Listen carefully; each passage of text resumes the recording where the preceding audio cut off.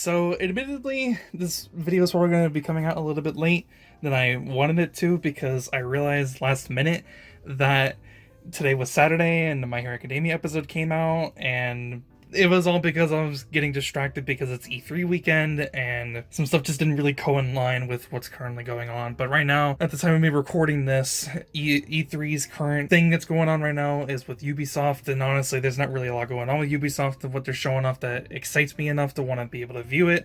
So I was like, screw it, let's just go ahead and watch the episode and go ahead and quickly do a review about it, and then go ahead and get the video out before something else comes out or shows up during the conference that ends up showing up that I'm actually really excited about. So without further ado, the episode was actually really good in a couple of different ways than I was expecting because I didn't know what they were going to do. And by the way, this is episode 100 for My Hero Academia, which, you know, it was inevitable that we were going to eventually get to episode 100 for this show, but it just kind of now clicked into my head like, oh wow, 100 episodes with My Hero Academia, 100 episodes with these characters, where some of these characters still feel like they're exactly the same as when we first met them, whereas we have certain characters who are vastly different from who they were originally. Bakugo has changed in subtle ways. Deku is the exact same character as he was in the beginning. He just has a lot more capabilities of what he's able to do now.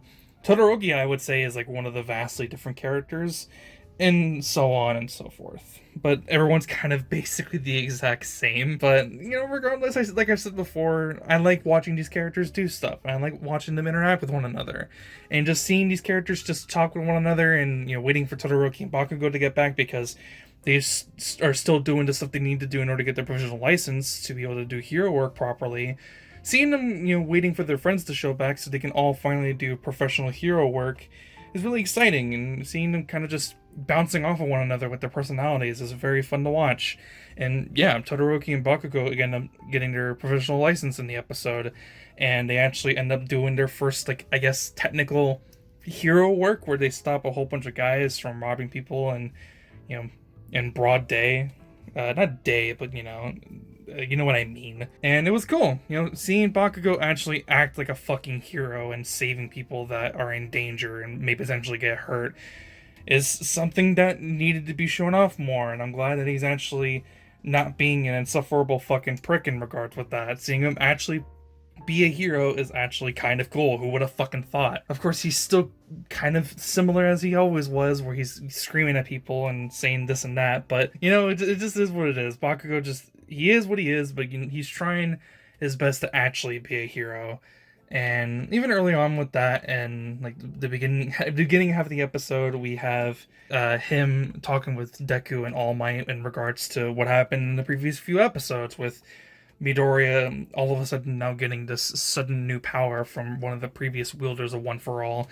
And what I thought was really weird is that they really wanted to make it seem like Deku shouldn't be using this power whatsoever, and I was like, why? Why would you want him to not use something that could potentially help him out in the future? Why would you not want him to use an entirely different quirk that may or may not, you know, not damage him, but also save others?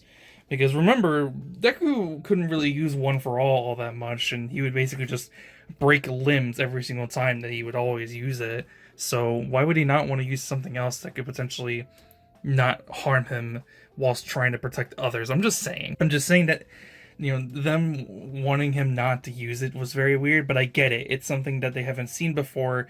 They didn't even know that, you know, the One For All quirk could even do this to begin with, and how it's so similar to All For One. I get it, but still, it's kind of weird. But then later on in the episode, Midoriya decides that it's better that he tries to make use of what he's got going forward for the betterment of everyone else in the world, because it all depends on how you use it, right? If you're using this for the greater good, then what's the problem?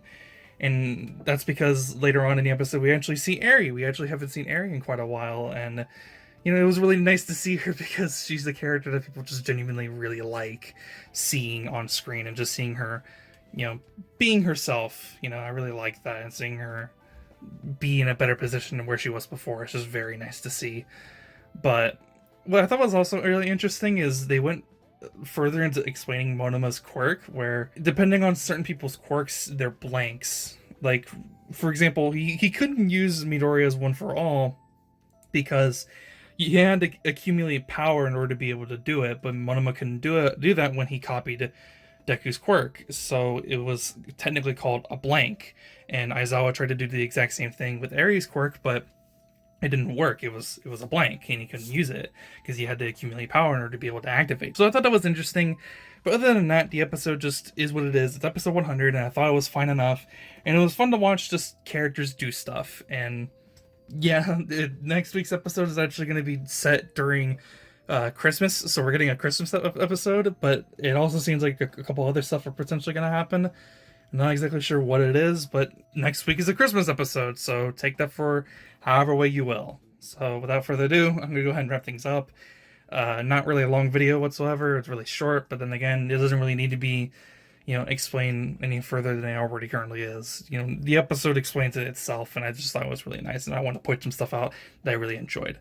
So without further ado, let me go ahead and wrap things up. If you enjoyed the video, leave a like. If you want to see more, subscribe. I'll see you guys next one. Fantastic day. I'm out. Peace.